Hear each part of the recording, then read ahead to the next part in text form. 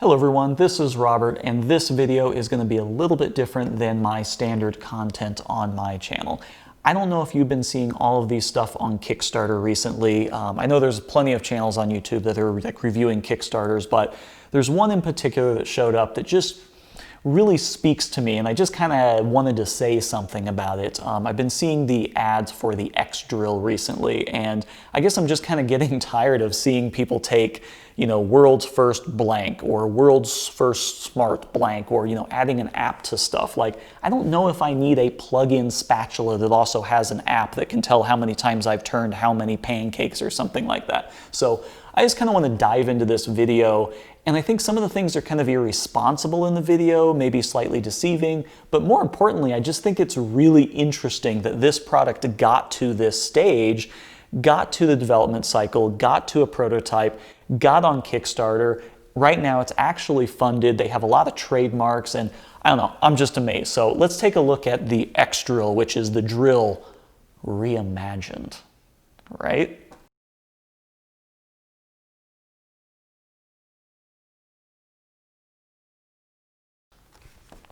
So what I'm going to do is basically watch their little Kickstarter video and, I don't know, just kind of make some comments as I go along. I feel kind of weird doing this, but there's some interesting little nuggets in the video. So let's take a look at the video for the xDrill. This is xDrill. So first off, like in the first frame, I use a lot of tools, right? I've built a lot of stuff in my life, and tools get really, really dirty. I don't think this is like the worst idea that they've ever had, but making a white, glossy white plastic drill, that thing's gonna look pretty rough pretty quick, but whatever. It's the drill reimagined. The gold accents are a make little weird, but imagine, I'm not gonna be all picky and Sure, petty it would about have to be a this. terrific drill, but what else? You'd probably want to wait to help drill. you know exactly. So first off, the thing that is kind of interesting about this, and I'll give them credit for this, the lasers are kind of cool. So the idea is it has a laser on the bottom and a laser facing forward that can kind of go left, right. So in theory, if you're in a room drilling into drywall, like how many times do you drill directly into just drywall? Yeah, maybe a fair amount. If you're drilling directly into drywall, you can be like, okay, I'm like, this far away from the sidewall, I'm this far up from that, and then, oh, I want to go, 6 inches over, and you can do that. It's not the most worthless feature. I don't think most people would really use it because, one, you would have to move all of the furniture in your room. If you're drilling holes for a TV, let's say you got that new plasma TV or LCD TV, you got that up on the wall and you want to mount everything. Well, one, you still have to find your studs. Let's just ignore all that.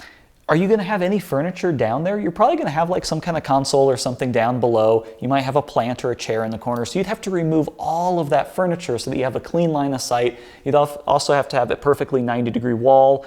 I'm thinking of a good application for this drill would be doing like an arrangement of pictures on a staircase, because that's kind of tricky, but it's not really going to work because the stairs are not flat. So the laser thing, I'm just not 100% sure how that would work unless you have this studio like what they have with a perfectly flat wall with perfectly parallel 90-degree perpendicular surfaces. The touchscreen on the back that has basically a bubble level, like we did figure out how to make it so that you can drill straight by basically putting a little bit of water in a reservoir and having a bubble inside of it. So I mean, that is kind of a solved problem, but that's, I guess, kind of cool. What else we got? The drill when you've reached the right depth. The depth stop. I'll give them that. That's another feature that wouldn't be horrible, is having a depth stop. I'm assuming that they're using that front laser so that it kind of measures it like that. Let's assume that the laser is relatively accurate and everything's going to be fine with that.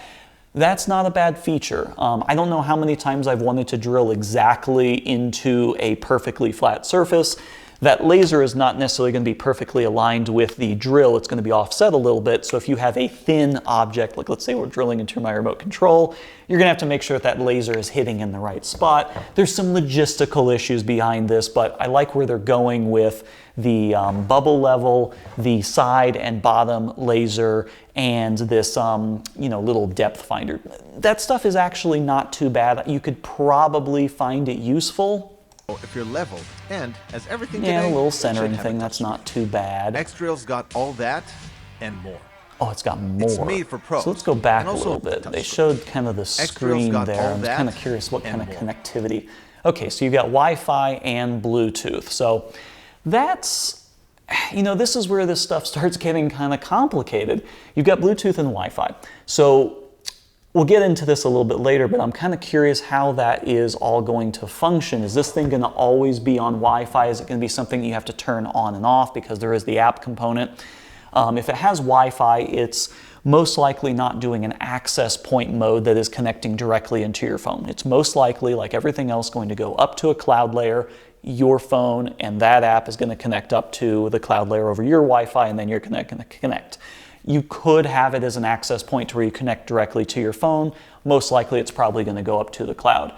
That's, I guess, fine, but there's going to be some issues with that. Is your drill not going to work if you don't have proper Wi-Fi, or you know, if your Wi-Fi is out, or you're not going to be able to drill that picture? Like, let's say you have an instance where you need to turn off your breaker panel because you want to drill into something and you need to responsibly turn off the power. Is your drill not going to work? My guess is it probably would. But having Wi-Fi and Bluetooth, you're going to have some battery concerns. None of these are really all that big. It's made for pros, and also It's made for amazing pros, beginners. apparently.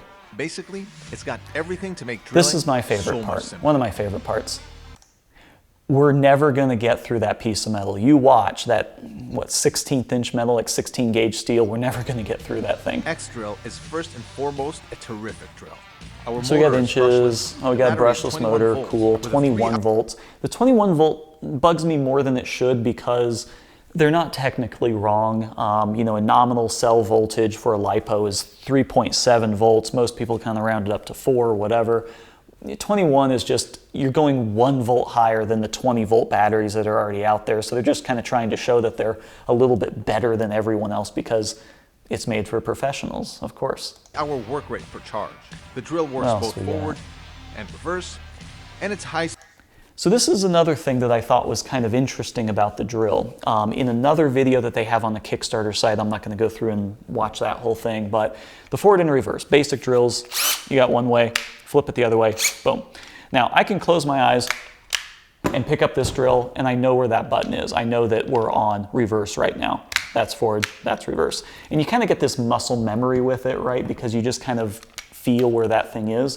Theirs is actually an electronic toggle button that actually toggles the user interface.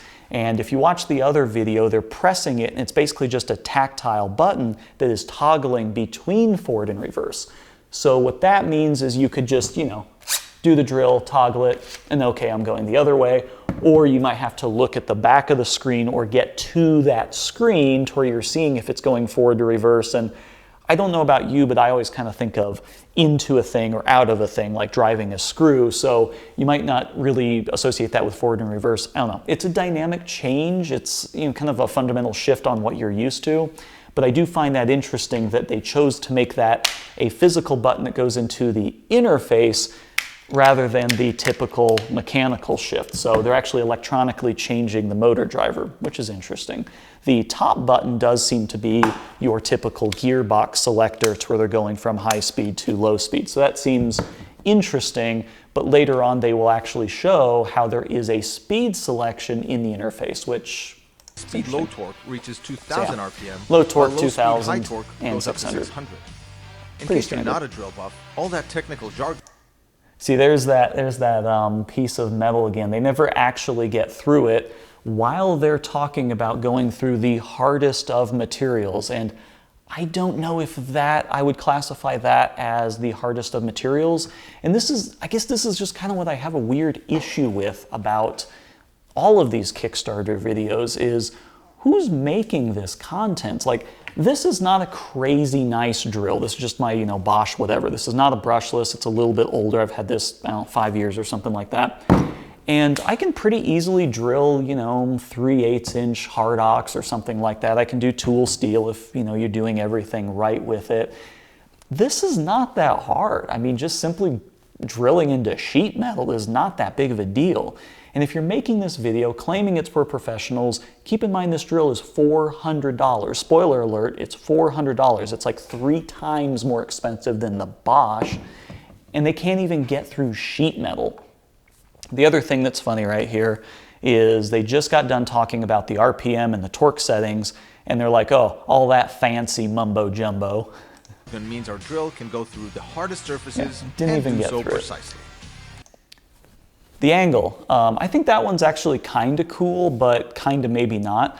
I don't know how much drilling you guys have ever done with angles, but you have to kind of start it straight up and down. I've done this a few times, and you kind of have to start it straight up and down, then push it over, and then go in at an angle. It's pretty tough. It's really difficult. You can't do it in metal. You can do it in maybe soft woods, but in hardwoods it's even a little bit tricky. It's nearly impossible to take a bit that the size that they're taking and just kind of go sideways into metal. If you just want to do like or wood, if you want to do a 45 or a 30-degree angle into something, it's kind of hard. I mean, you got this bit spinning. It's not going to just glance off the top and go in. It's going to just shatter along the surface. So that's the first one that I feel is kind of deceiving. Is I don't think the average person that hasn't used tools or might be enticed by this is going to understand that you can just take a drill and just go 45 degrees into solid wood. It doesn't really work like that. The point and the edge, the leading edge of a drill bit isn't made for that. And think about using a spade bit or something else, a brad point bit. It's not going to work like that. I kind of like the concept to show you what angle you're at, but that's not how drills work. We also made sure the grip is ergonomic and comfortable to use, and that the drill will come in regular and very manly red with flames. Now we're kidding about that one, Mild but our sexist design is comment. slick enough That's to okay. appreciate it. Oh, Then so comes yeah, the the reimagined glittery part. gold is xDrill is the first ever smart not- drill. yeah. So First, I mean, the measuring thing could two be lasers. decent. I'll One in give the them front that. There and could one on be the some bottom. instances where Here's the how they measuring eliminate could measuring be tape and helpful. pencil. But once again, you're probably going to have to move some furniture, getting out the tape measure. If you have to move a couch to drill on the wall, maybe getting the tape measure is another way to go. What I would really like to see is what if the thing had like dust suction or something like that, some static charged dust collection. That might be nice. But lasers are cool. I get that. Just hold the drill where you want to drill. The Like him lasers just measure walking the up to it like distance he's from gonna the floor and the assassinate sidewall. someone. We call that drill point coordinates. That This is the stuff that just fascinates me. Drill point coordinates, it's got the little TM. From my experience on Trademarks, it takes a bit of time to get, and common words, drill point coordinates, these are all kind of common language words. Common language words are a lot harder to get trademarks on. My experience with trademarks is that adding an E or an I before certain words, you basically have to set an established precedence. You basically have to say, I have had this or have had this in the market, and I'm a much of a differentiator because of these reasons. You actually have to kind of petition for these things. So having non-proprietary language as a trademark, it's not impossible, and I'm not saying anything's wrong with it. It's just that it actually takes quite a bit more effort to get common word, joined together as a trademark. Drill point are both common vernacular words. Getting them together as a trademark takes a bit of time and effort and takes a bit of money. So the amount of trademarks that they have, their common word vernacular combinations, is actually kind of interesting. It is oh so much time saving for the advanced drillers and will allow beginners guy not to be looks left so with a wall serious. with more holes than the plot of a soap opera. Yeah, drilling holes. Oh, they're little skits. I'm just going Now, to zoom while past their drilling, skits. You can want to watch know if those your on drilling there. is level. That ball in the middle of the touchscreen. So we got instructions lets you know on if how your to drilling use a is drill. level. That's xDrill's useful. digital leveler. So we got a level. The level is not bad. I guess the idea is that you're measuring from the bottom of the drill to there, bottom of the drill to there, and then you can kind of see if it's level. That's fine. The fact that there's a calibrate means that it might not always be perfect. I'm also thinking if you're drilling, let's say you're drilling 4 feet up in the air. I'm not going to do the trig on this, but if you're 4 feet off of the ground and you're going like that, if this is off by a degree or so, that distance is going to be different. And if you're trying to get within, I don't know, 1/8 of an inch, if you're within 1/8 of an inch in that 4-foot section, that 1 or 2 degree, maybe even a half a degree could really mean a lot of difference on where you are. So I get what they're going for, but in practice, I would love to get one of these and just kind of try it out. But, you know, I have a few laser level things that I've used before, and I mean, if you're off just by the slightest bit, you'll go a 1/4 inch different just because of, well, the way angles in the world works. So that ball in the middle of the touchscreen lets you know you're leveled as you drill, not after. it's fine. Bye-bye, physical leveler. We No, we never have to have a level It's just we ever wanted to make again. things as simple as the music of boy band That's so songs. cool. I want to be him. Oh God, more of this. Okay, lots of flashing strobing. Then our imagination came Oh, up sweet with God. auto set features. A smart drill allows for that. Okay, First, so Bluetooth, there's depth Wi-Fi. control. Set up how many inches or centimeters you want to go into the wall, kind of and the drill rehashing a lot stops of the old automatically features. when you reach it. Angle and endly auto according to the. Of course, you can still adjust torque manually. Okay, so they also have something that is and could be interesting. So if any of you know my channel and know some of the tools I have in my shop, right over there I do actually have a Nova Voyager drill press, which is a drill press that has this fancy little LCD readout and it has a bunch of buttons. It's not touchscreen, it's not Wi-Fi or anything, but it does have kind of this, I guess, template setting, right, to where you can press a button and say, I'm going into wood, I'm using this bit, and it will adjust the feeds and speeds. I'm giving this the benefit of the doubt that maybe it has some of these features in there. That big thing has a huge brushless DC motor. It's a big boy, it's like that big. And it does watch the torque, it has a sensor in there, and it will apply the right amount of speed, it will measure the load, and it will do all the things intelligently so that you get through. I don't use the templates so much, but generally speaking, if you dial in the speed and drill down into something, it will compensate, and, you know, PID loops, all that good stuff. I'm not going to go into that, but it does the thing. If this does have some sort of sensing feedback on that brushless motor, it could provide some benefit. However, they're still not showing me that they can get through that piece of sheet metal.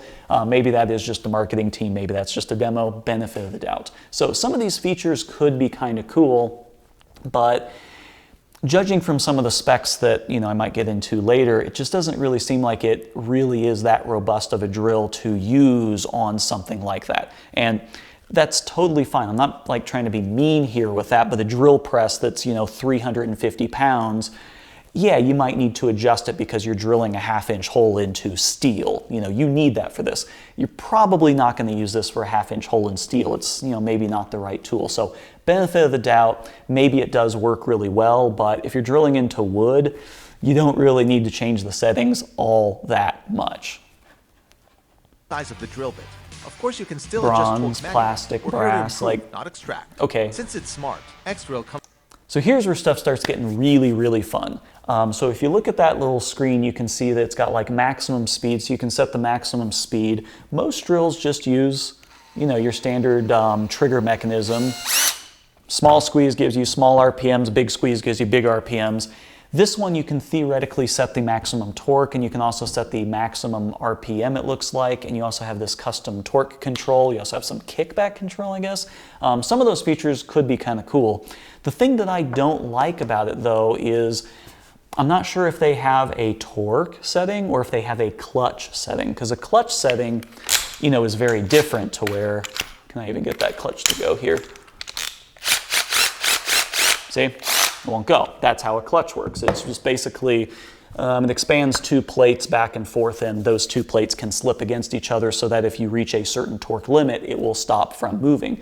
This doesn't really appear to have an adjustable clutch, and let's be honest, if you have to pull out your phone and adjust a setting to do that, a mechanical setting is always going to be a bit easier and a bit more straightforward to accomplish. So I know I'm just making the case for having an app for something that already has mechanical controls is always going to be a little bit more cumbersome. Finding your phone, making sure it's, you know, not needing a restart or an update, going into the app, going into that page, connecting into the thing. Oh, why is it not connecting? Oh, I turned off Bluetooth. I'm going to turn on Bluetooth. Oh, it's on Wi-Fi. Let me turn on Wi-Fi. Oh, the router's down. Whatever it is. Then you finally get it connected.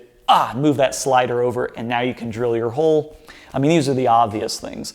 The kickback control could be kind of cool. My drill press has that, and it measures vibration and measures some other things, and I could see to where if you're drilling along and it does like that it would maybe turn off. But that's assuming that there's some sort of braking mechanism in there. With a brushless motor, it's going to be a little bit tricky to just kind of grab that motor and stall it out and stop that from happening. My guess is that little kickback is going to happen quicker than you can really handle. But once again, maybe they really have some of this dialed in and figured out. It could be a cool feature because with a decent power drill, you can really torque your arm pretty good. Comes with an app with useful information. You can set it to save. Saved measurements. I mean, okay. If I'm mounting pictures in my dining room or something like that, am I going to save the room dimensions? Am I going to like remember that? Am I going to go over to grandma's house who has the exact same house as me and set up the same arrangement of pictures? This one I'm just not sure about. Maybe they have something in mind, but this feels very much like that type of feature that they're just like, why not? You know, we already have the features in there. Let's just go ahead and hit a save button so that you can look at them later. And you know, you can, I don't know, sit down like on New Year's with your loved one and like scroll through the app and be like, oh, remember when we drilled holes in the dining room? I mean, maybe that's what it's for. I don't really know, but it's in there, and I guess that's cool. Measurements, find your tool. Lock it if it's This stolen, is the part that I have the biggest problem with, and this is kind of what prompted me to do the video. So it has a locate tool, which, okay, cool. I mean, if you don't know where your tools are, maybe you have bigger problems in life, but I'm thinking of this more for the professional side of it, right? Because they said this is for professionals. So let's say you do have a job site and you have, you know, a few of these drills. They're, you know, relatively expensive assets at $400 a piece, and you don't want them to get stolen. That's cool. The problem I have with that is how this is most likely going to be implemented. So let's say you have Bluetooth. I don't have my phone here, but let's just say you have this as your phone. If you have Bluetooth, you have a Bluetooth connection between this and that. That's cool. If I say reported stolen, what's going to happen when I pull this trigger? When I pull that trigger, it's going to go into the user interface and it's going to say, check if reported stolen, and it's going to check back to the app because that information is most likely not going to be pushed to the actual drill itself, because let's say it was stolen and your battery was off, right? When that happens, maybe it boots up and checks for that flag and checks for that key to see if it's been stolen or not. Maybe that happens, but at some point before you hit this trigger, it's going to look for that flag to see if it's been stolen, yes or no.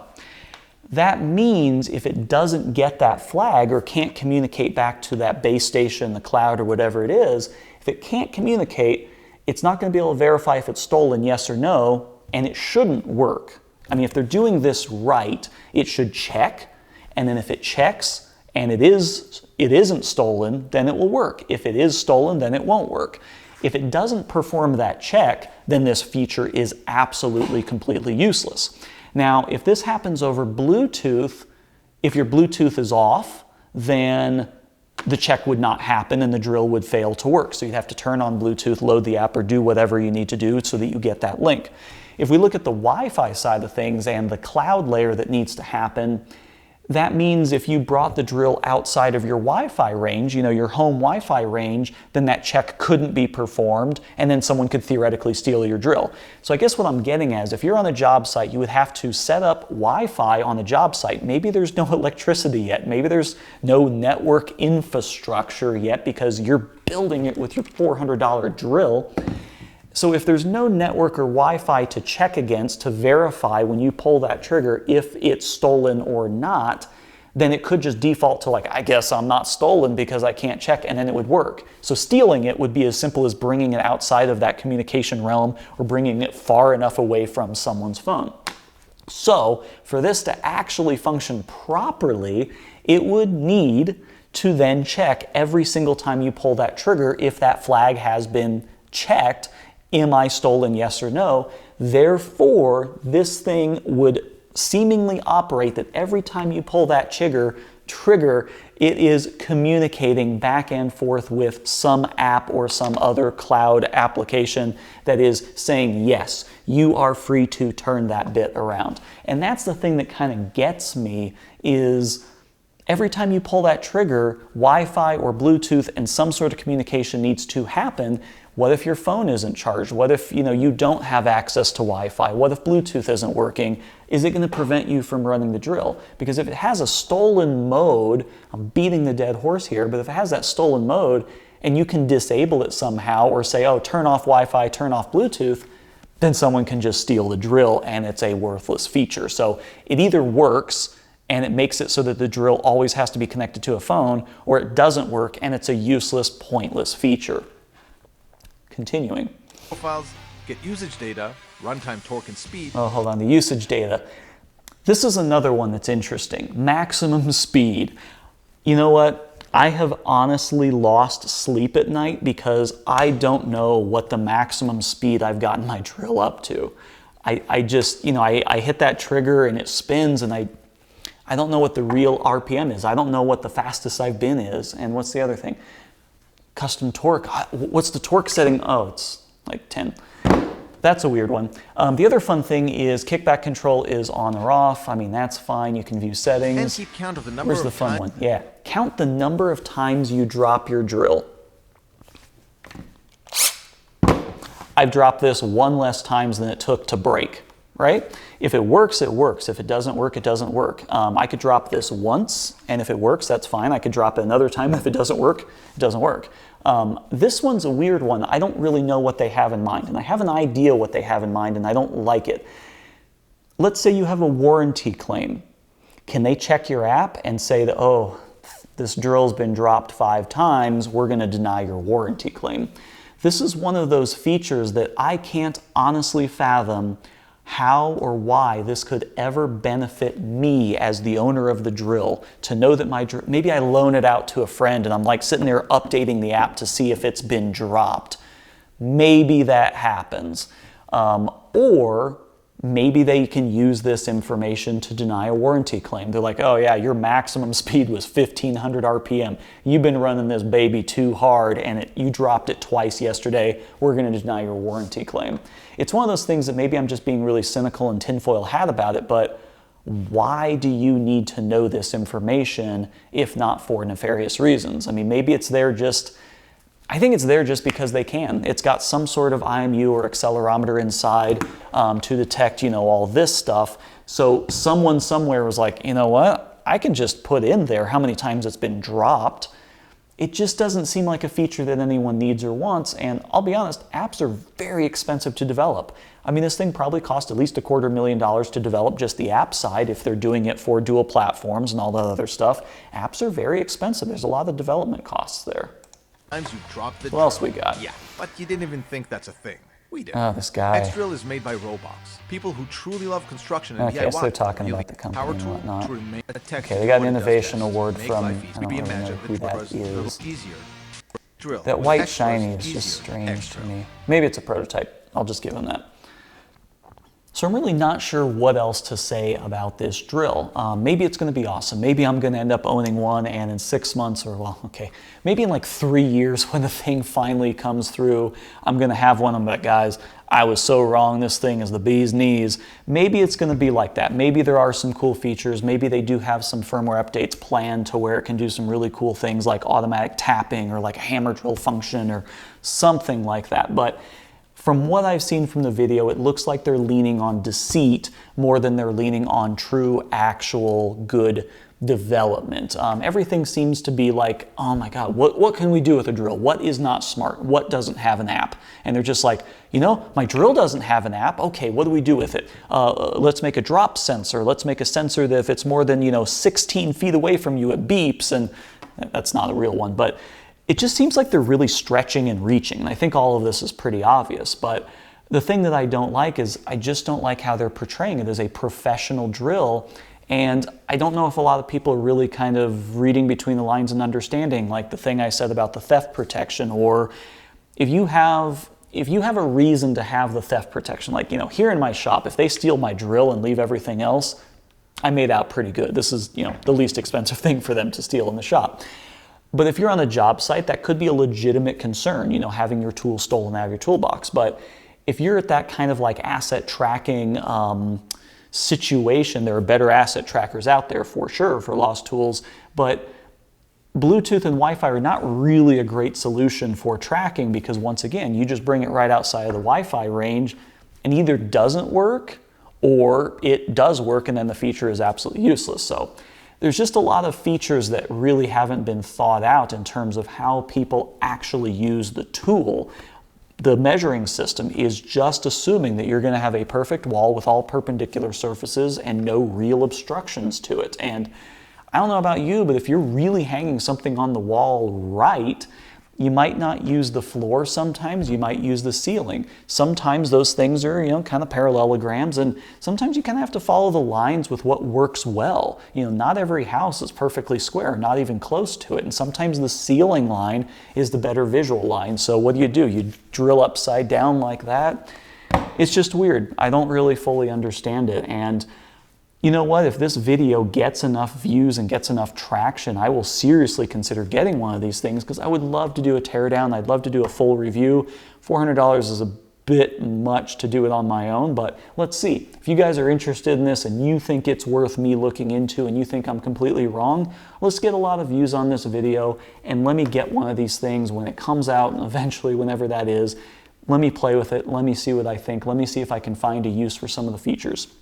One of my quotes that I always use at work is that it's a Henry Ford quote, and I'm probably going to butcher it, but Henry Ford said, if you asked the public what they would have wanted a faster horse. At the time when he made the first vehicle, or whatever, how you want to look at that, the public really didn't know that they wanted an automobile, and it took a long time for them to adopt that. Maybe this is one of those situations that I just don't know that I need a drill that is also connected to my phone that's going to have upgrade and compatibility issues and software updates and things like that. Maybe I don't realize that I want that at this point. Maybe when I get that white glossy plastic in my dirty hands, I'm going to, just turn a new leaf and decide that that's the thing that I want most in life. So we'll see. But anyway, thanks for watching my little rant. Check out the xDrill Kickstarter and check out my Facebook page for any updates. And thanks for watching. See you next time.